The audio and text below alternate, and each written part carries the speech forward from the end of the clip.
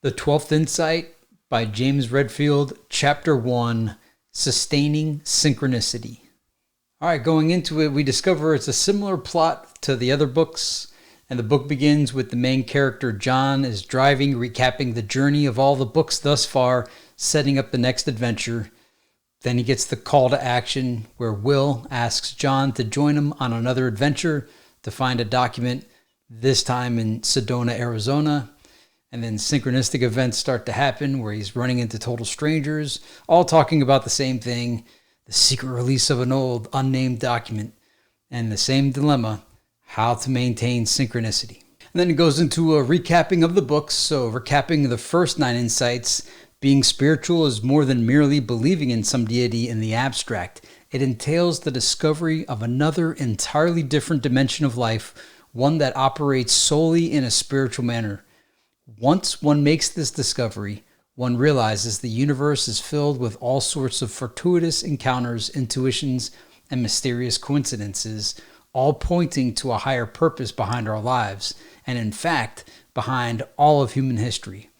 The question remains is, how does this mysterious world really operate, and how does one begin to engage its secrets? And then we recap the 10th insight. The 10th delved into the mystery of the afterlife and chronicled a decade-long focus on heaven and its inhabitants, forever dispelling along the way an age-old repression of death and what happens afterward.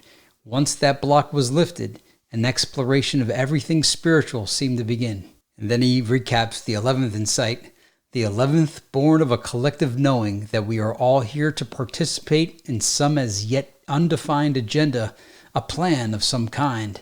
It involved the discovery of how to manifest our deepest dreams and to lift the world to its ideal. In the years that followed, this intuition grew into all sorts of theories about secrets and prayer power and laws of attraction, theories that seemed right, but not quite complete. And that leads us to present day 2012, which I believe was the time period the book was published. So those theories brought us up to recent times and lasted until the material bottom fell out from under all of us in the form of a worldwide financial collapse. After that, we faced more immediate matters such as personal solvency and not letting the doomsayers take us too far into fear. We were still awake and we still wanted more spiritual answers, but from then on, those answers had to be practical as well. They had to work in the real world, no matter how mysterious that world turned out to be. And as a side note, after the housing market crash, a lot of R&D, research and development, was discontinued, and everything was put on to projects that had immediate ROI, return on investment. So people wanted to make the money now and not learn for the future or experiment or take chances. Everything had to provide it now. They wanted less theoretical and more practical. And how conveniently or synchronistically and interesting that Will had just happened to find these writings now. Will had long predicted the emergence of another insight, the 12th, which he felt would signal a final revelation for humanity, picking up where the 11th had left off. Would the 12th finally show us how to live this spiritual knowledge at a greater level? Would this change begin to usher in this new, more ideal world we seemed to sense was coming? So at this point, I realized the plot is the same plot. Setting the stage, for months, John was looking for something, running into total strangers, all talking about the same thing, the secret release of an old unnamed document. Supposedly, it had come from a coalition representing the world's religious traditions, and word of it was already widespread, at least among those with an ear for such things. Yet no one seemed to have any details. Rumor had it that it was now being released ahead of schedule out of necessity. And then there's the familiar hope to create a coalition of the religions, bridge science and religion, but in the end we discover that all groups just want to be king. So to feel more alert and alive, make sure to elevate yourself to a greater energy level. If you see a deer, realize that a deer is a symbol of attention and alertness, and let the energy lift you to a place where you attend to every detail, noticing the sunset, the landscape whizzing by, and the thoughts entering your mind. And this will help you get into the zone, heightened perception, or the synchronistic flow, which all are pretty much the same thing. So what we know about the 12th insight thus far in these early pages, we'll get into more later on in this chapter, but we know that it has Hebrew and Arabic origins, seemed to be a treatment of modern times, proclaiming that something important was going to begin in the second decade of the 21st century. But it goes on to point out, like, no, this isn't the 2012 doomsday. Perhaps it's not that it's the end of the world, but that something better was about to be born. The style was upbeat and vaguely familiar, and scribbled on it read, "It's for real." And so there's integrations, I think 11 integrations. And the first integration suggests that there's a way to keep the synchronicity going. All right, so now in the chapter, the main character sees the deer. He's feeling heightened alertness. He's feeling real good about himself, and he decides to stop at this pub to grab a bite to eat instead of going to get like airport food. And when he's there, he starts to encounter a bunch of people that are also synchronistically looking for the new document. So he's looking around and he sees these women talking, and one of them says, "The first integration suggests there's a way to keep the synchronicity going, but I don't have all of the document. More of these writings exist somewhere. I have to find them." And so then his energy surges again. Was she talking about the same document? And at this point, it becomes all real cliche Celestine prophecy type dialogue, but it's kind of important for the chapter, so I'm just going to read the whole encounter. So a stocky guy walks up, they give him the document to read, and he asks, "Hey, why are you going to Arizona?" "Well, because it keeps coming to mind over and over again," she replied. "I have to go with it." I listened intently. All of the people at the table seemed to be at the same level of flow that I was. "I have to understand why my mother contacted me," the woman continued. "These writings are going to tell me. I know it." "So you're leaving right away?" the man asked. "Yes, tonight," she replied. "Just follow your intuition," the man interjected. "Synchronicity seems to be happening for you. But be careful. Who knows who's looking for this information?" I couldn't stand it any longer. I was about to say something to them when a large, muscular man at a table near mine mumbled, "What a crock." "What?" I stammered. He nodded toward the woman and whispered, "What they're saying. What a bunch of bull." For a moment, I didn't know how to respond. He was tall and about 45, with unruly brown hair and a frown on his face, leaning toward me in his chair. He shook his head. "This is going to be the death of our civilization. This kind of magical thinking." Geez, I thought, a skeptic. I didn't have time for this. He was reading my face. "What? You agree with them?" I just looked away, trying to hear what the woman was saying, but he scooted his chair closer. "Intuition is a myth," he said firmly. "It's been disproved many times. Thoughts are just nerve firings in the brain, reflecting whatever you think you know about your environment. And Dr. Jung's crap about synchronicity is just the act of seeing what you want to see in the random events of the world. I know. I'm a scientist."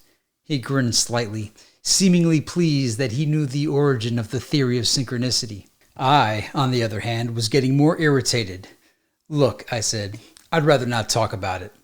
I turned to listen again, but it was too late. The woman and her friends were up and walking toward the door.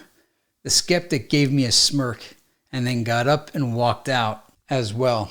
I thought about following them, but decided against it, concerned I'd look like a stalker or something. I sat back down. The moment had been lost. As I sat there, I knew the energy I had marshaled in the car had totally vanished. I now felt flat and uninspired. I even pondered fleetingly whether the skeptic might be correct in his assessment, but I quickly shook off the idea. Too much had occurred in my life for me to believe that now. More likely, what I thought had happened had happened.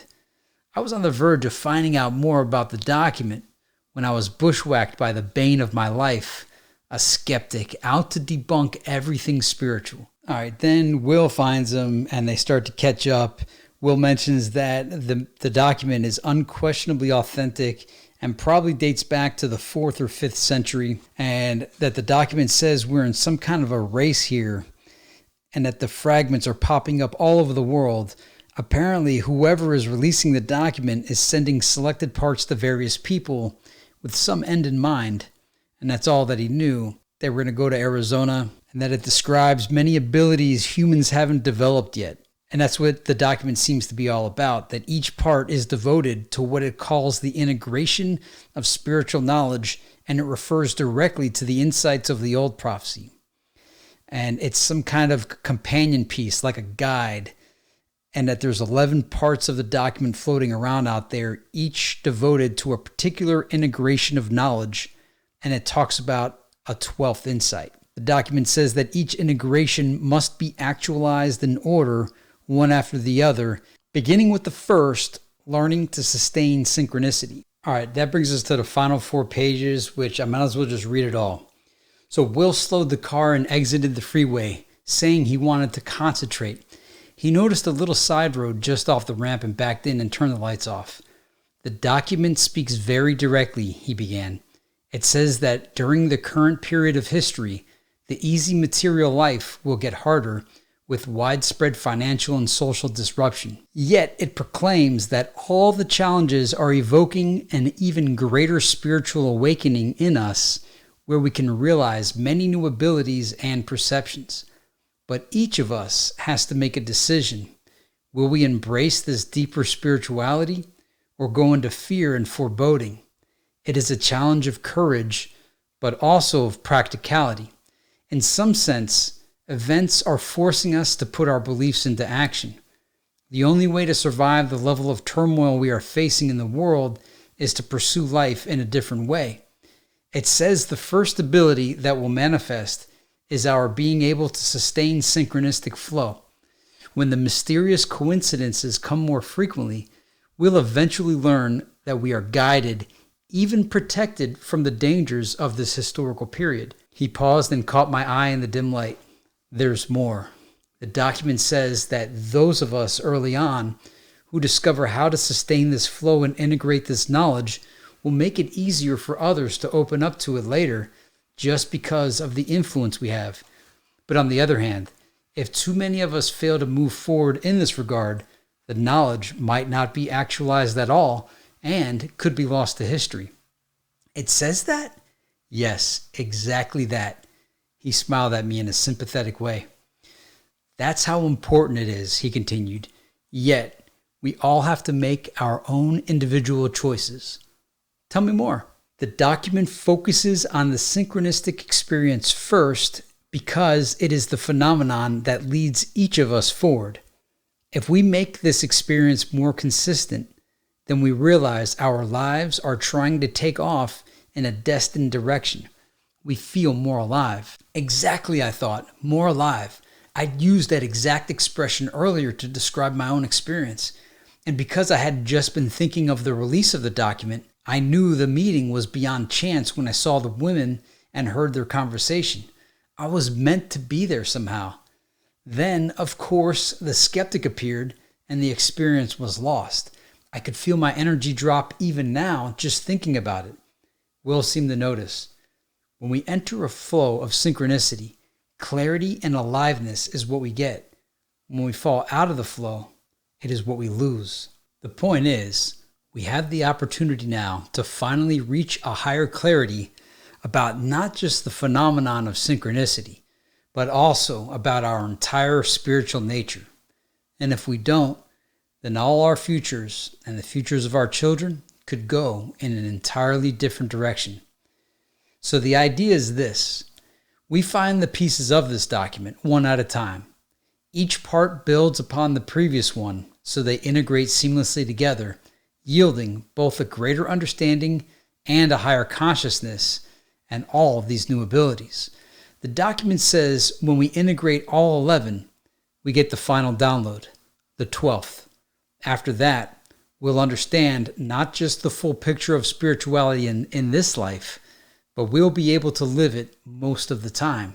But again, the first integration gets the whole thing going because it involves learning how to stay in the flow of synchronicity that will lead us forward. What does it say about staying in the synchronistic flow? I asked. It says all we have to do is learn to remember. Remember what? That this flow is possible, that it exists. In the past, when you first read the insights of the prophecy, and we were all thinking and talking about synchronicity. Didn't it seem to happen a lot? Well, that was literally because we had the expectation of it in mind. That's all it takes. All you have to do is remember to remember. I had to think about this for a moment. Was it that simple? Earlier, as I was driving to the pub, I certainly let go and began thinking about the reality of synchronicity. And yes, I suddenly fell right into it. In practice, Will clarified, it boils down to consciously expecting the next synchronicity to come, which means we should go into a posture of expectant alertness, a mood that's not that easy right now because we always think we're behind with too much to do. But staying in this state of alertness helps us immediately because it has the effect of slowing down time. I knew that was exactly true. Anytime you are expecting something and want it to hurry up and happen, it takes forever to arrive. Time does seem to slow down.